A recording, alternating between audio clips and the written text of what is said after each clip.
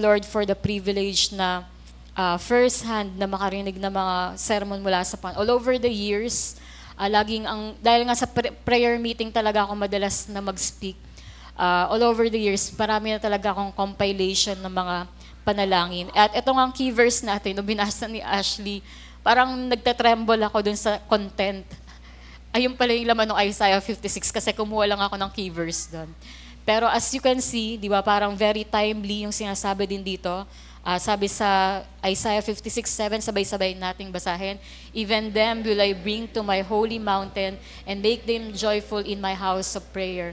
Their burnt offerings and their sacrifices shall be accepted upon mine altar, for mine house shall be called an house of prayer for all people." So praise God sa panawagan ng Panginoon na yung church niya ay maging house of prayer.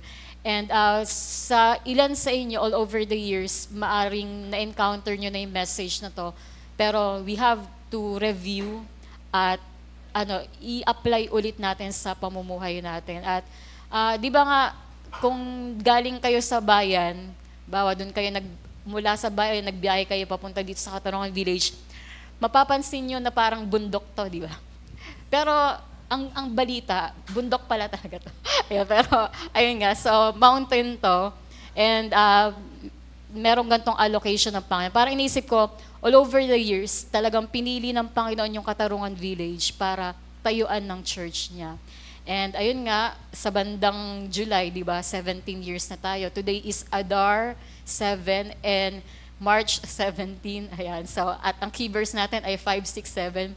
Puro may mga perfect numbers. So, at sa pag-usapang house of prayer, siguro, sino ba dito yung yung katagalan nyo mission house pa? Umabot ka na mission house? Hindi. ITH ka. Sino yung mission house dito? Meron pa ba? Ay, yun. Praise God. O yan, di ba? Parang kung magre-recall ng days doon pa lang sa mission house, ang talagang trademark ng Sendalite, ng church, ay talagang prayer house. At talagang non-stop. Alam nyo, I remember at the beginning of the ministry, ni piso wala ako. Pero hundreds of students every day ang dumarating sa mission house. Parang inisip ko, parang hindi naman yata kailangan masyadong gumastos para mag-evangelize. Pero, yun na, wala kaming pambayad ng 4,000 na renta ng church. Pero yun nga, sa piso-piso ng mga within the week, ilang section yung dumarating. Sa piso-piso nila, nakakabayad kami ng renta ng church. And I remember those things habang pinapanalangin ko rin tong message na to na, Lord, hindi talaga to pera-perahan. Kundi, ang greatest na dapat maging attraction, di ba, ay yung salita ng Diyos that will draw people to the Lord Jesus. And ayun nga, even kapag, di ba, pag nagka-campus ministry, di ba, hindi ka naman namimigay ng mga kung ano-ano, kundi ang pinapamahagi natin ay yung salita ng Diyos. And I believe this is a call for each and every one of us sa mga panahon na hindi ko alam kung paano mangaral, hindi ko alam kung paano magturo. Ang talagang ginagawa ko is manalangin na manalangin. And kapag natuto tayong manalangin, diyan na tayo bababaan ng mensahe ng Panginoon and even the confidence para maipahayag natin sa mga tao yung salita niya. At ayun nga, ito may mga details dito na ang Hebrew ng bahay panalanginan, Bet Tefila. At ang Greek nito ay Oikos Prosioke. Sa English ay House of Prayer. At syempre, we are Filipinos, di ba? So, pasok dyan ang bahay panalanginan. Okay, so, ayun, na-share ko lang. Yan. Pero, ito lang ay mga sunod-sunod na instructions hanggang makarating tayo sa House of Prayer. In Psalm 119 verse 92, sabi dito, sabay-sabay natin basahin. Unless thy law had been my delights, I should them have perished in mine affliction. So may pinapahayag dito, di ba, na parang ano man yung mga kapighatian na naranasan. Pero kung hindi naging delight yung salita ng Diyos, parang nakakasuko yung mga sitwasyon. Pero I remember nga nung Monday, pagpunta ko dito, after, di ba Sunday lang, may spark ng commotion. Monday, may 3 batang nagpe-pray dito sa care group. Tapos parang inisip ko, Lord, actually big deal sa akin kahit may isa lang akong nakitang bata dito na hindi pwedeng sukuan yung gawain dito. Kaya sabi ko nga, Lord, by the grace of God, magpapatuloy kami pero ikaw na yung bahala. Wala akong kahit na may offer sa mga tao. Pero all these years, di ba, ang naging preparation talaga ay yung salita ng Diyos. In 2 Corinthians 4:17, basahin po natin. For our light affliction, which is but for a moment, worketh for us a far more exceeding and eternal weight of glory. Kung iniisip natin na, asa si Joey, napakasakit nang nangyari. Sabi dito ni Apostle Paul, di ba? Ayan, light affliction lang. Magaan lang to na pagsubok.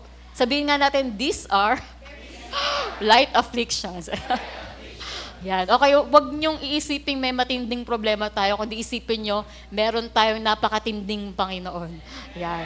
He is the El Gibor, we shall enter the promised land. Ayan, in the name of Jesus. Ayan.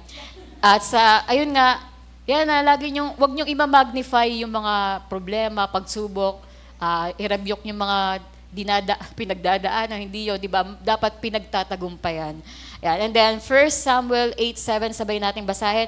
And the Lord said unto Samuel, hearken unto the voice of the people in all that they say unto thee, for they have not rejected thee, but they have rejected me, that I should not reign over them. O di ba, nakaka-hurt naman. Pero mismong Panginoon ang nagsabi, di ba? Kung nakakaranas tayo na feeling natin rejected tayo, ano pa ang Panginoon, di ba? Na i-times nyo, halimbawa 7 billion people tayo, 8 na ba? Hindi ako updated, ilang billion na ba yung tao sa mundo? Pero even beforehand, di ba, sa lahat ng sa loob ng almost 6,000 years, di ba, na nag-exist yung humankind, gaano karaming heartache ng Panginoon sa mga tao, di ba? Na people are always rejecting Him. And naalala ko nga, parang may time sa mission house, ang daming nag-aaral ng Bible school. Pero kinokomentan yun na, ang totoo, konti lang talaga yung susunod doon. Parang may ganun din, minsan na, so many are called, but few are chosen. Wala akong parinig tungkol sa bagay na to. Kundi ang tinutukoy ko dito, i-check natin yung mga sarili natin. Belong ba tayo doon sa few, di ba? Na chosen. At yun yung dapat na i-work out natin. And that, dito kasi, di ba, parang ba't sinabi ng Panginoon kay Samuel na hindi ikaw yung nire-reject nila, kundi ako, parang gano'n. So, kasi as prophet, seer ba siya? Seer si Samuel, di ba? Seer siya. So, parang sa ganung part na pinapahayagan siya ng salita ng Diyos, and hindi lang siya basta propeta ng Panginoon, nag-a-anoint pa siya ng mga kings, di ba? So, ibig sabihin, sa part na to, makakita natin na hindi naman talaga exempted ang mga lingkod ng Panginoon sa ganyan. Kundi i-consider nga rin natin yung part na sa gantong sitwasyon, ayun nga, gusto ko i-share kagabi, umiiyak kasi ako dahil parang maraming mga taong hindi involved na nadadamay sa sitwasyon. So parang doon na ako parang nagmo-mourn na parang, Lord, ba't ganito yung sitwasyon? So, ang dami kong iyak kagabi.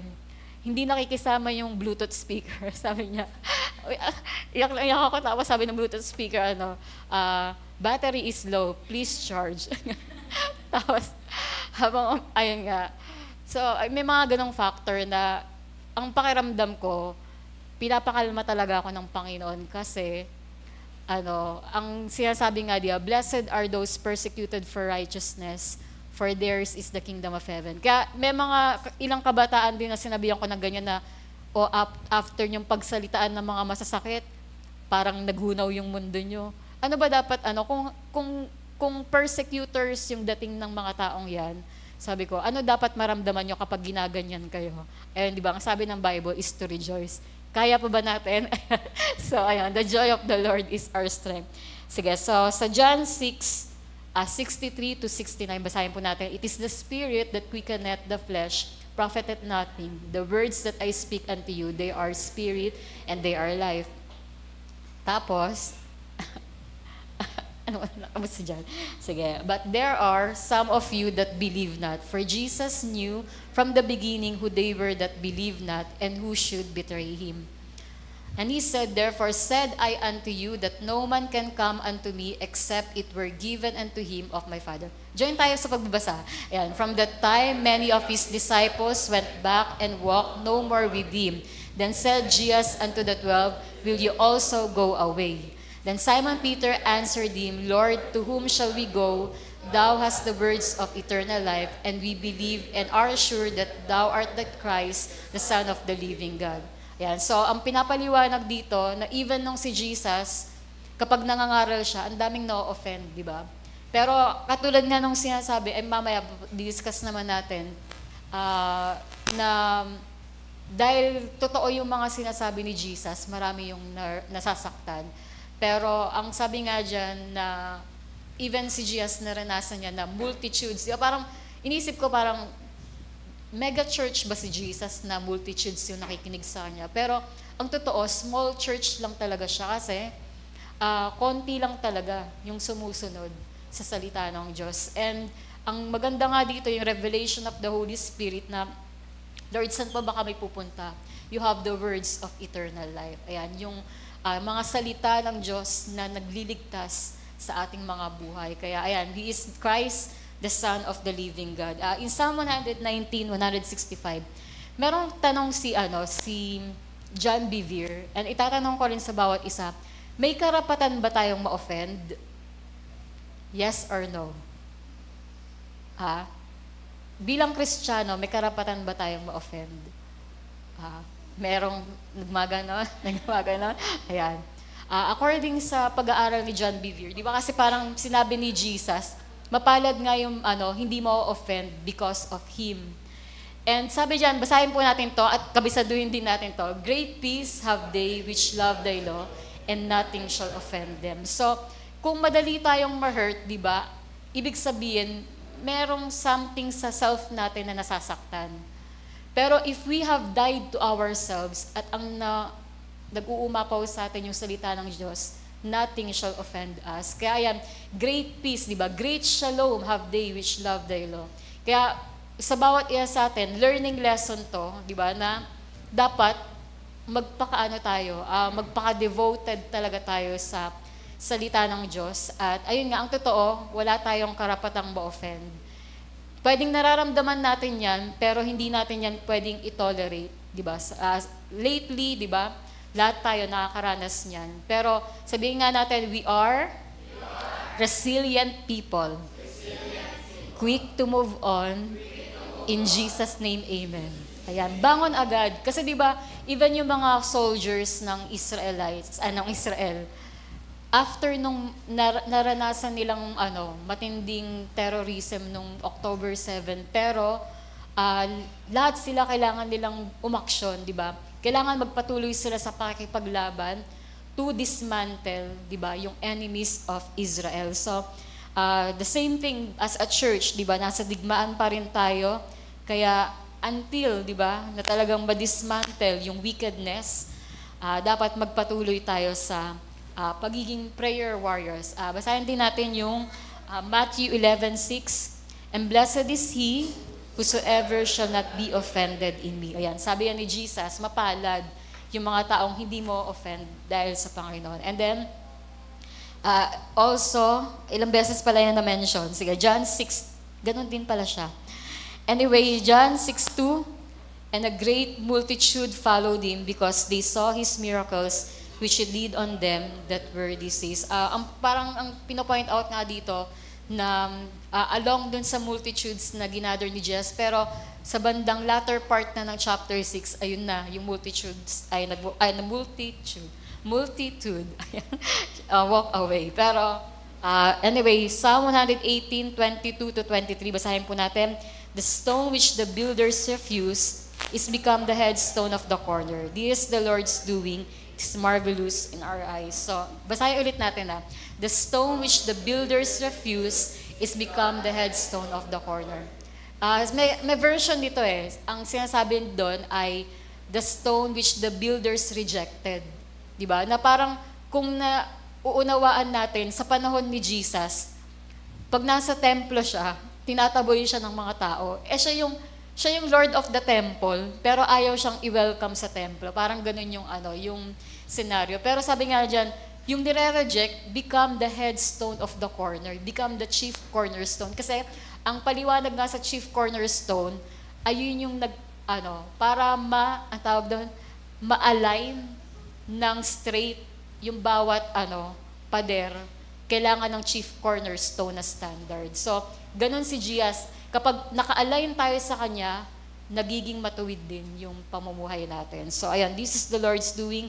It is marvelous in our eyes. In Joshua 24:15, basahin po natin.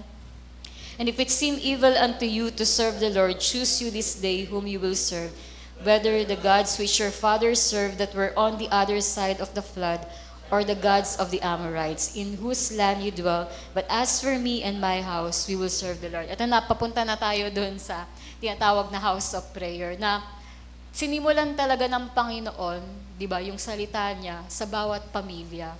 And dati, ayun nga yung gusto ko sanang parang apilahan na, kumbaga, meron kasing time para to send out, di ba, na may blessings, ganyan. But in this case, di ba, parang even pag chinek niyo yung storya ng Bible in the Old Testament, merong magkakapatid na 12 tribes of Israel. Pagdating sa Revelation, na-mention pa rin yung 12 tribes na yon. So meaning to say, hindi sila pinagwawatak-watak, kundi pinagkakaisa sila para maglingkod sa Panginoon. And same thing dito, kaya nga sabi ko, ayokong manghikayat ng mga tao kasi family church tayo, di ba? Na ayaw natin, ako personally sa naranasan ng pamilya namin, ayokong yung gantong nangyari sa amin, mangyari sa ibang pamilya. Kaya gusto ko talaga united. So hindi unity team, pero parang ang point nito, sabi ni Jesus, that they may be as one. So as we can see, itong pinahayag ng Panginoon, God wants the families to be united, serving Him. Tapos sabi sa Psalm 127 verse 1, except the Lord build the house, they labor in vain that build it. Except the Lord keep the city, the watchman waketh but in vain. Ayan, matinding warning yan ng Panginoon na dapat siya talaga yung nag-build ng church. And di ba nga sabi, count the cost na hindi pwedeng magic yung paggawa ng church. Dahil except the Lord build the house, sabi diyan, di ba, labor in vain. They labor in vain. Nawawalang ang tawag doon? Katuturan, di ba? Parang nagiging, wala rin kabuluhan yung ginagawa ng mga tao kapag sila lang yung nagbibuild, di ba, ng house. But it should be labored in prayer, in the foundation of the Word of God. At sabi nga, kailangan, di ba, even sa pagtatayo ng building, grabe daw talaga yung inspection para parang bigyan ng permit para matayo yung building kasi china-check talaga yung foundation. So parang ganon, sa buhay din natin, meron munang permission na dapat ibigay ang Panginoon bago talagang i-declare na yung building na tinatayo mo talagang legal yan. So, isang panawagan to ng Panginoon that we must learn to submit first to His permission bago tayo mag-build ng kung ano man. In Acts 16:31, basahin po natin, and they said, believe on the Lord Jesus Christ and thou shalt be saved and thy house. So, makita natin dito na laging merong pinapahayag ang salita ng Diyos tungkol sa kaligtasan ng mga tahanan. In 2 Samuel 7:27, basahin po natin, for thou, O Lord of hosts, God of Israel, hast revealed to thy servants, saying, I will build thee an house, therefore hath my servant found in his heart to pray this prayer unto thee. So, dito, binigyan ng Panginoon ng pangako si King David na meron magbibuild, di ba, in his descendant ng house of God. And even pinangakuan din siya ng Panginoon na magkakaroon din siya ng sariling house at tahanan niya. So, all along in this message is that yung pinapahayag ng salita ng Diyos kung paano nag-build, di ba, ang Panginoon ng yung magiging templo niya, at pinahayag ngayon kay King David. Now, in 1 Kings 8:29, basahin po natin, that thine eyes may be open toward this house night and day, even toward the place of which thou hast said, my name shall be there, and that thou mayest hearken unto the prayer which thy servant shall make toward this place. Minsan kapag lumuluhod ako, iniisip ko, sa compass kaya, saan nakatutok yung Jerusalem?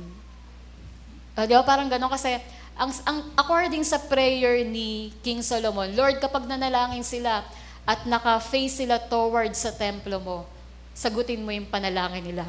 Gusto niyo bang masagot ang prayer nyo? Check nyo.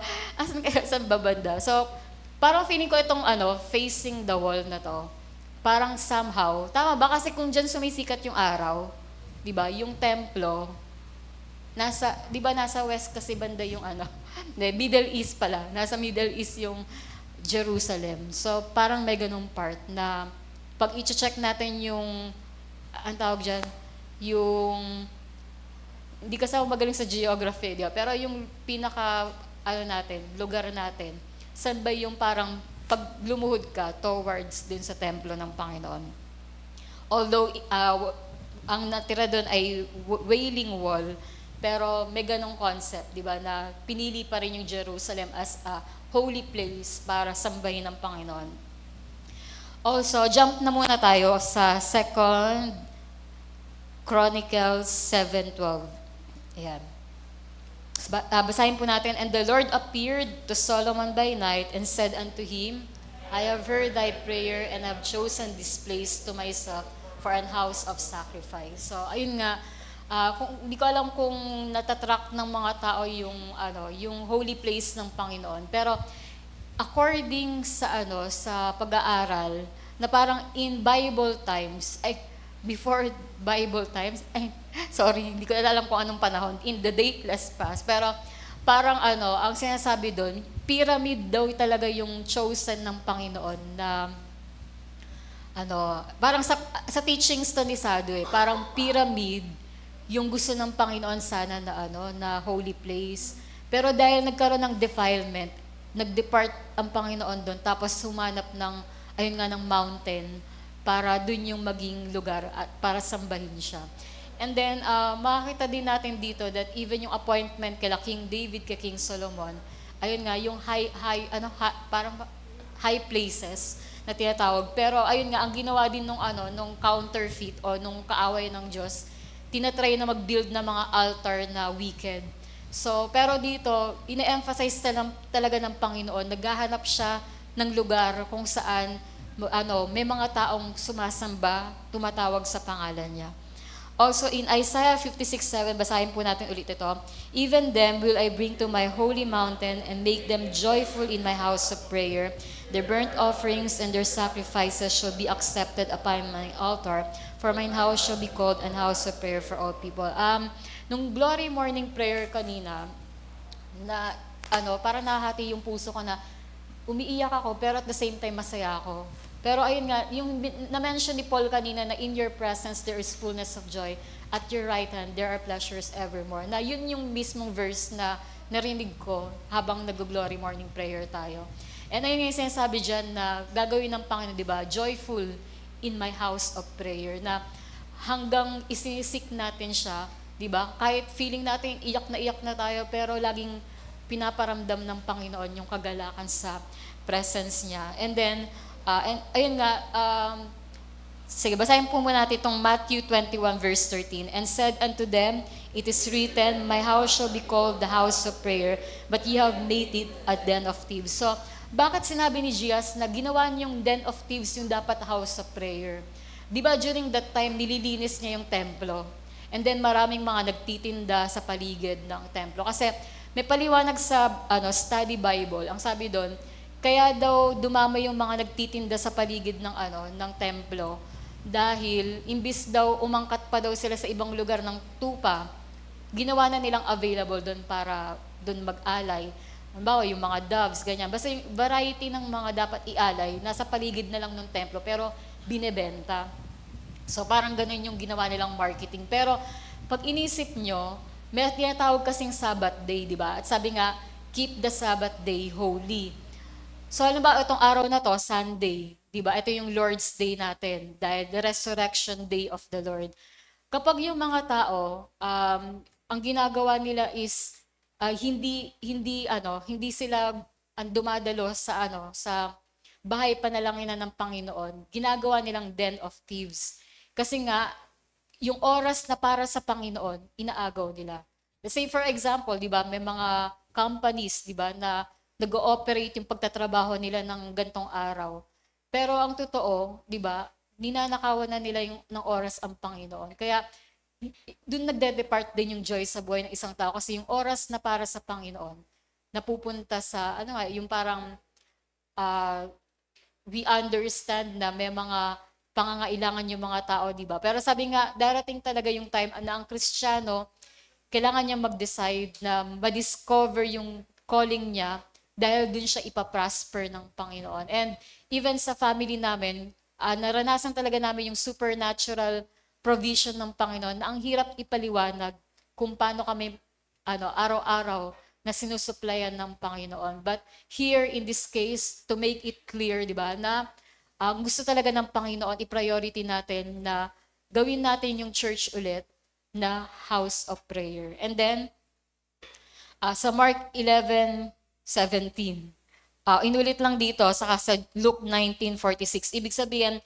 sa tatlong Gospels, di ba, out of 4, paulit-ulit namin na-mention ng Panginoon na ang church niya ay dapat yung templo ay house of prayer. Note, and the Lord rebuked those who made this temple the den of thieves because they robbed time for the Lord and pursued personal gain. So ito yan, 1 Corinthians 6:19, basahin po natin. What know ye not that your body is the temple of the Holy Ghost, which is in you, which ye have of God, and ye are not your own. So, even yung katawan natin ay templo ng banal na spirito. So kung halimbawa sa templo, anong ina-expect ng Panginoon? Yung pag pumasok yung priest, 'di ba nananalangin siya? 'Di ba? And then kung ang katawan natin ay templo ng banal na spirito, so ano dapat yung makita ng Panginoon sa templo na 'to? 'Di ba?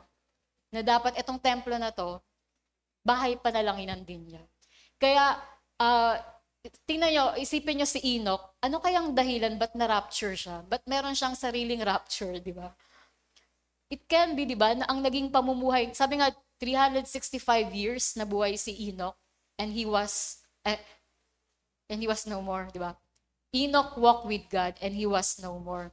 Kasi nga, nire-represent ng 365 years, yung 365 days natin, na kung everyday we will walk with God, di ba, na dapat ganon, na rapturous yung experience natin sa presence ng Panginoon. So, dapat ganon yung daily walk natin, na i-sure natin na itong templo ng banal na spirito ay napupuno rin ng panalangin. And then, so when we believe that our bodies are the temple of the Holy Spirit, then we will become living sanctuaries. So, how many of you naalala nyo itong living steps? Paki-next na. Ayan. So, I remember sa Mission House Days, si Pastor Dan, ang hilig niyang gumawa ng devotion. As in everyday, gumagawa siya dun sa laptop niya. Tapos, sabi ko, Lord, hindi ko talent yan. Bigyan mo naman ako kahit isang devotion lang. Ayan, nakagawa naman ako. Isa lang. Living steps. So ayan, ang ibig sabihin niya, living sacrifice, living testimony, living epistle, living prayer, living sanctuary. Dapat pala sinabi ko, Lord, kahit 7. Pero yun nga, nakalusot ang isa. Pero pag talagang nag-pray ka naman sa Panginoon, bibigyan ka talaga niya. So, ayan, una muna sa living sacrifice. Basahin po natin yung Romans 12:1. I beseech you therefore, brethren, by the mercies of God, that ye present your bodies a living sacrifice, holy, acceptable unto God, which is your reasonable service. So, i-remind lang ulit natin yung church that we must become a living sacrifice sa Panginoon. Pag sinabing living sacrifice, ibig sabihin buhay. Diba? Diba sabi nga ni Oswald Chambers, parang yung iba gusto nilang mamatay sa Panginoon. Pero sabi nga, mas mahirap mabuhay para sa Panginoon. Pero, di ba sabi nga sa kanta, Lord, turn my strivings into work of grace. Sabi natin, thriving, anointing. Ayan yung sa part natin, effortless, pero lagi tayong nagtatagumpay. Yun. So, ganun yung gusto ng Panginoon, yung living sacrifice tayo na, when we are put to the fire, we will come out shining as gold. dahil totoo. Di ba? Sa nangyaring gantong sitwasyon, nakakalungkot that there are several people, nagsabi silang hindi mo na sila mag-church or pwedeng hindi sila nagpatuloy dito o doon, kundi humanap ulit sila ng another church, mga ganon. Pero ang mahalaga nga dito, di ba, yung pagpapatuloy talaga. The living sacrifice that God is expecting sa atin is, ayun nga, etong pinadaan tayo ng Panginoon sa apoy, gaano tayo magiging totoo sa pagsunod sa Kanya. And ayun nga, He requires that we become holy and acceptable unto God, which is our reasonable service. So sa living steps, kung tayo ay magiging living sacrifice, di ba yung sabi rin ni Oswald Chambers, yung mga tao, sinasabi nilang pagod na silang mabuhay. Pero ang totoo, pagod na silang mamatay. Kasi unless nga na ang buhay nila ay nakikristo, saka mo lang masasabing totoong buhay ka. Diba? Sa mga taong umuwi na sa Panginoon, like si Mama, diba? Sa paningin ng mga tao, wala na siya. Pero sa paningin ng Panginoon, nagpapatuloy na buhay pa rin siya. At nasa piling siya ng Panginoon. So mga ganong part na, ito rin yung nais ng Panginoon sa atin na tayo ay mabuhay para kay Kristo. And then sa living testimony, basahin po natin yung Revelation 19:10. And I fell at his feet to worship him, and he said unto me, See thou do it not. I am thy fellow servant and of thy brethren that have the testimony of Jesus. Worship God, for the testimony of Jesus is the spirit of prophecy. As we can see, di ba, several times dito sa tinatawag na Book of Revelation, spirit of prophecy din siya kasi nga it speaks of the end. At kada spirit of prophecy, it testifies about the testimony of Jesus. So ito rin, dapat tayo bilang mga Kristiyano, maging living testimony tayo.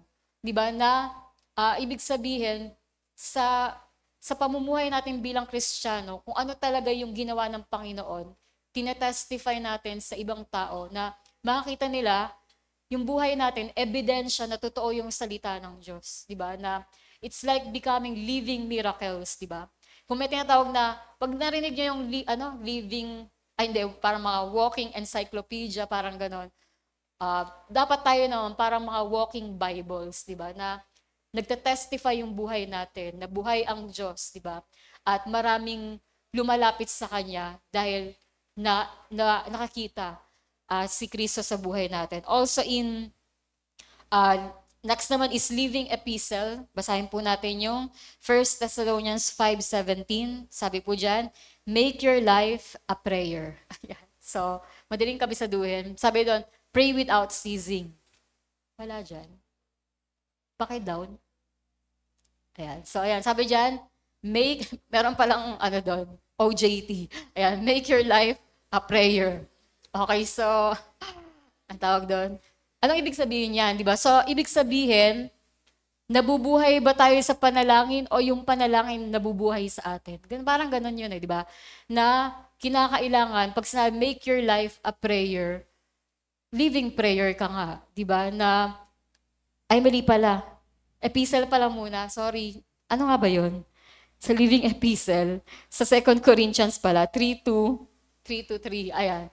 So, eto muna pala, ye are our epistle, written in our hearts, known and read of all men. For as much as ye are manifestly declared to be the epistle of Christ, ministered by us, written not with ink, but with the Spirit of the living God, not in tables of stone, but in fleshy tables of the heart. Di ba yung Bible, ito yung love letter of Jesus sa atin. So, kung meron palang love letter ang Panginoon sa atin, ba't hindi natin binabasa, di ba? Hindi, binabasa natin yan, pero dapat hindi nga natin binabaliwala, na dapat consistent natin na binabasa ito. So, ayun nga, as it is declared na tayo, sinulat na ng Panginoon yung salita niya sa ating mga puso, hindi sa ink, hindi sa ballpen, di ba? Kundi sinulat niya in the in the tablets of our hearts, di ba? So, during the time sa Old Testament, yung 10 Commandments, sinulat sa tablets of stone. Pero ngayon, na nakikristo na tayo, sinulat na sa puso na. Tingnan niyo, pag nag-memorize kayo, nakakalimutan niyo ba? Di ba? Pag nag-memorize kayo ng Word of God, dahil in the Spirit siya, lagi mo siyang naaalala. So, same thing, di ba? In living epistle, di ba? Maganda kung pag tinitingnan tayo ng mga tao, nababasa nila yung salita ng Diyos sa buhay natin, di ba? So, sabi nga, di ba, may mga taong hindi nagbabasa ng Bible.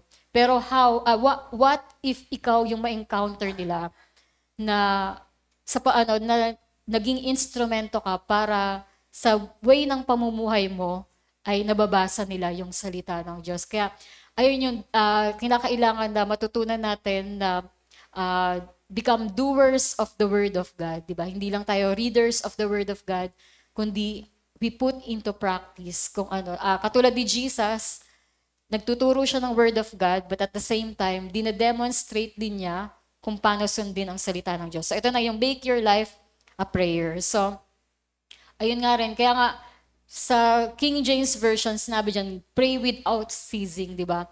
Na kung sabi ni Oswald Chambers, di ba, yung make prayer as natural as breathing, di ba? Parang kung paano ka humihinga, nag-i-inhale, nag-i-exhale, dapat ganun din yung prayer sa buhay natin. Kasi alam nga natin na yung author of life, di ba?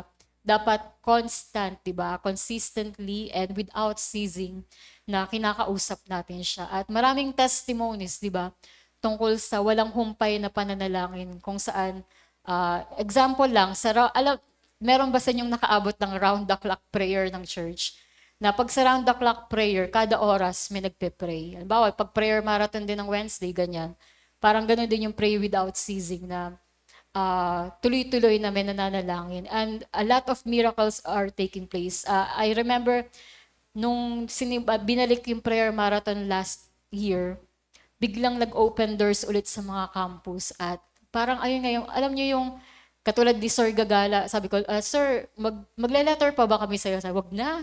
Kasi nakaka-chat na lang din namin siya. So, parang ganun, biglang ang request ng Soldiers Hills Elementary School, kung pwede daw every Friday, Holy Bible Day. So, nisip ko, wait lang kasi baka hindi tayo makapunta ng ibang school kapag puro dun lang. Pero siguro, kailangan talaga tayo na talagang distribution of labor. Kasi ang daming school yung naghihintay na, yung Catch Up Friday, naghihintay lang talaga sila na may magtuturo sa kanilang Word of God.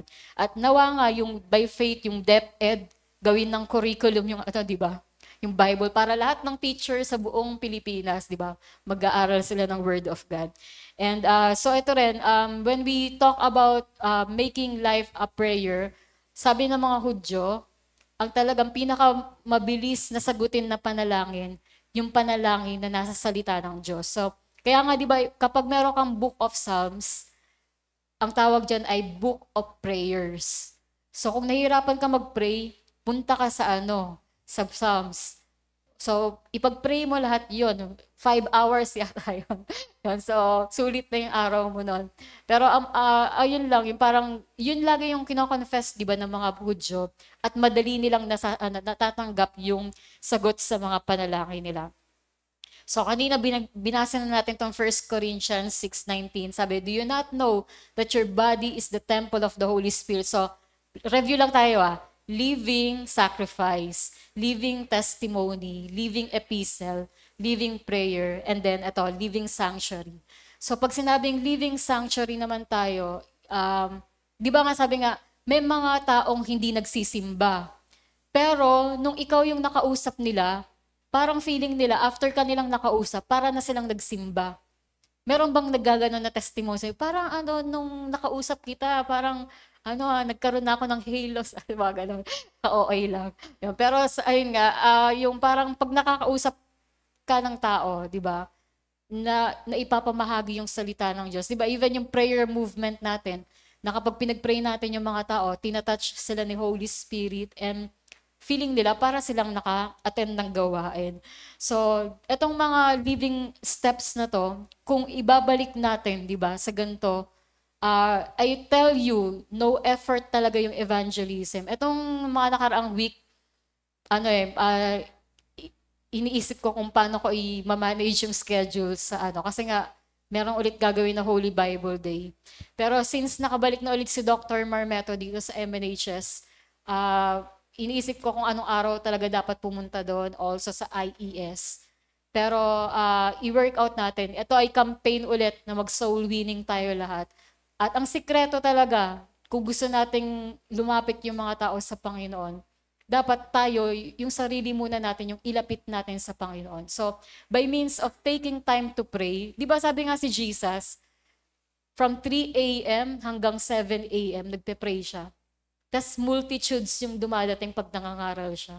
Diba? Kung maipa-practice din natin na, ayun nga, alam kong yung mga tao dito, mga midnight, gising pa rin, di ba? Mga alas 4, gising pa rin.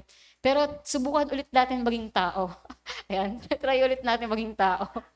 Alam ko may mga nag-aano dito, nagtatrabaho sa magdamag, di ba? Pero try natin, di ba, na paglaanan natin na maging, sabi kasi nga si David Digan Hernandez, 4 hours. Tingnan nyo yung mga notes ko dito.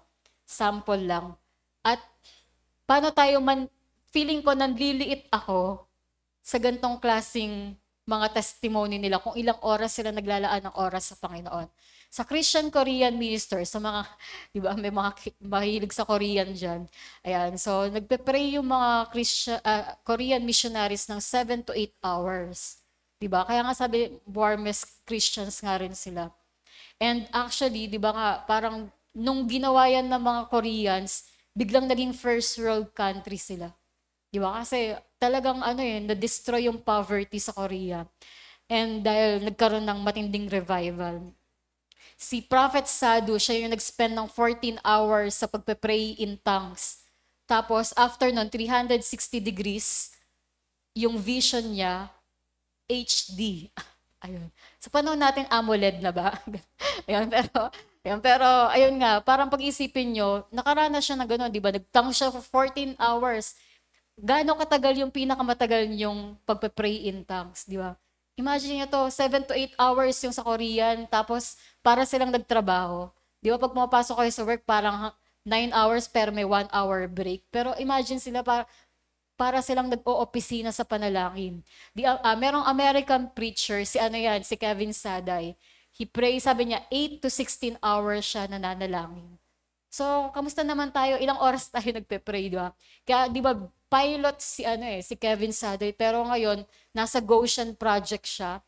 At sabi nga niya, ang daming binigay sa kanya ng Panginoon na kayaman. Meron siyang testimony sa libro niya, yung Angels in the Heavenly Realm ba? Tapos, ang nangyari doon, parang wala siyang pera. So, nag-hotel siya. Tapos, dun sa hotel, sa kama, lumuhod siya. Sabi niya, Lord, kailangan ko na talaga ng provision mo. Kasi meron talaga akong urgent na babayaran.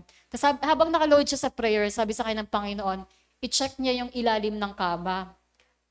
Pagkatingin niya sa ilalim ng kama, may $100. Ang galing ng ganun, no? Diba? Parang sa ilalim lang ng kama, di ba? Matagal na panahon na pala, may nakalaglag pala doon ng $100. Mga ganun. So, kasi nga, nabubuhay siya sa puro panalangin, di ba? Effortless, di ba? Hindi niya trinabawa $100. Magkano yun sa pera natin? 5,500, di ba? Nakita mo lang sa ilalim ng kama, ganong amount. Yun. So, mga ganon. And then next is, ang kasunod niyan ay, ayun, si Benny Hinn.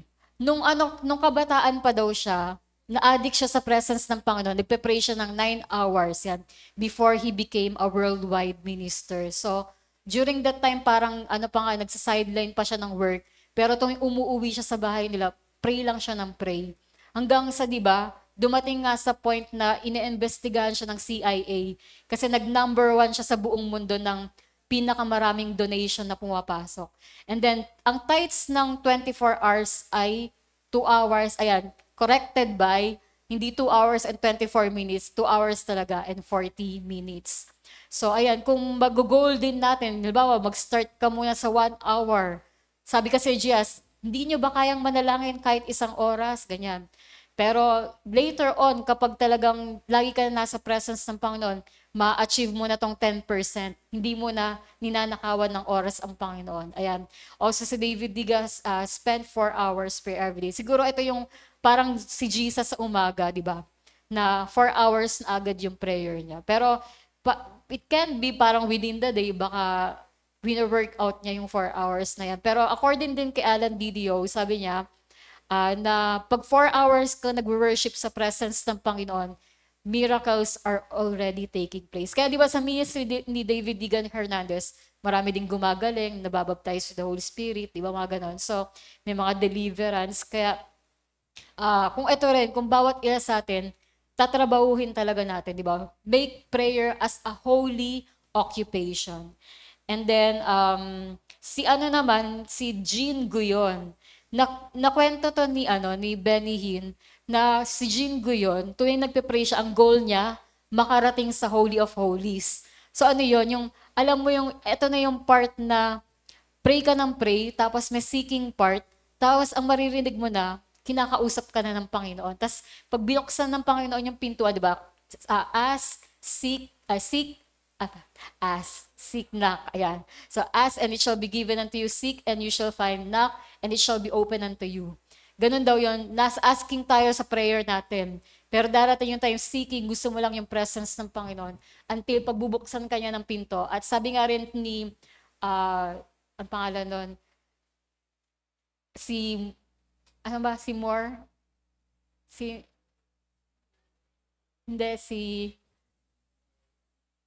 Wait lang. Nakalimutan ko pangalan. Pero parang hanggang sinasabi niya, Lord, nalulunod na ako. Sinaalala niyo sino yun? Lord, nalulunod na ako sa mga pagpapala. Parang tama na, parang inaawat niya ang Panginoon. Pero sa ganong pananalangin, pagbababad sa panalangin, naranasan niya talaga na non-stop yung pagpapala ng Panginoon sa kanya. So, ayan. Basahin po natin ito. The people who praise more multiplies more. So, ibig sabihin, even sa mga religion, kung sino yung religion na mahilig manalangin, sila yung dumadami. So, yung church na mahilig mag-pray, sila yung dumadami. Kaya ito din yung i-work out natin sa pananampalataya natin, na talagang magte-take time tayo sa Panginoon. More time with the Lord and less time with people. At ayan, i-goal din natin na, Lord, gusto rin namin na dadalhin mo kami sa Holy of Holies, di ba? Tingnan niyo yung mga Bible characters, pag nagpe-pray sila, sa langit sila dinadala, di ba? Sa throne of glory.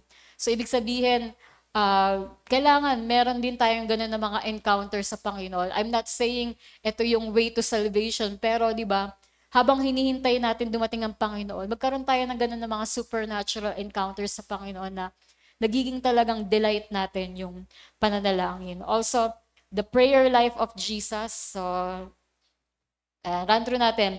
Si Jesus, nag-pray siya nung binabaptize siya. So, ganun ka-prayerful si Jesus habang nag-water baptism, nagpe-pray siya.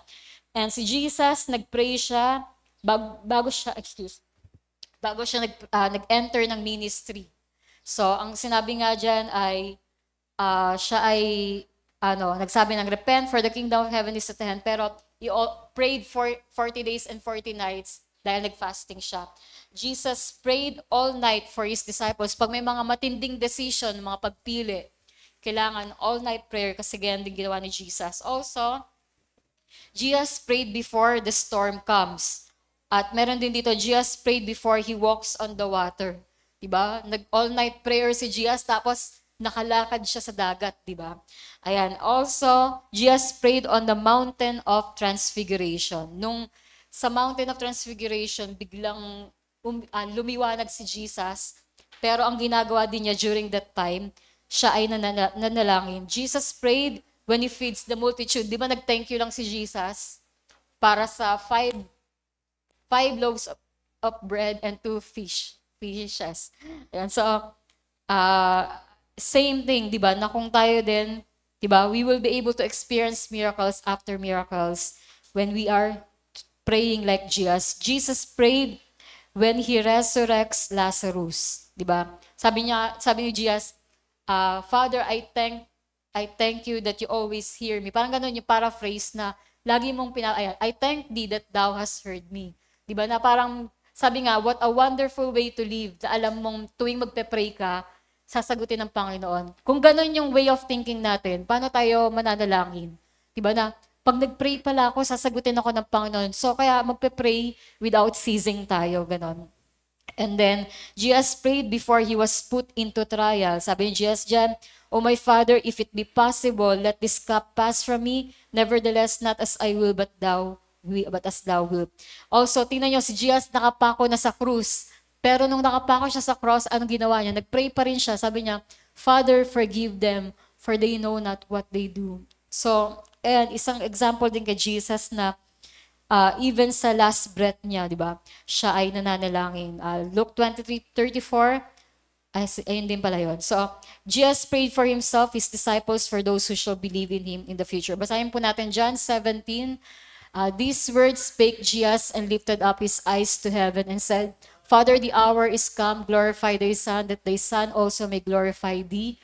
And then, I pray for them, I pray not for the world, but for them which thou hast given me. For they are thine, I pray not that thou shouldest take them out of the world, but thou that shouldest keep them from the evil. Neither pray I for this alone, but for them also which shall believe on me through their word. So, pinagpray ni Jesus yung sarili niya, and then yung his disciples, at tayo mga future believers, ay in-include na niya sa panalangin. Now, Jesus is the greatest example of having a life of prayer. So, basahin lang po natin John 17:21-23, that they all may be one, as thou, Father, art in me, I in thee, that they also may be one in us, that the world may believe that thou hast sent me. And the glory which thou gavest me, I have given them, that they may be one, even as we are one.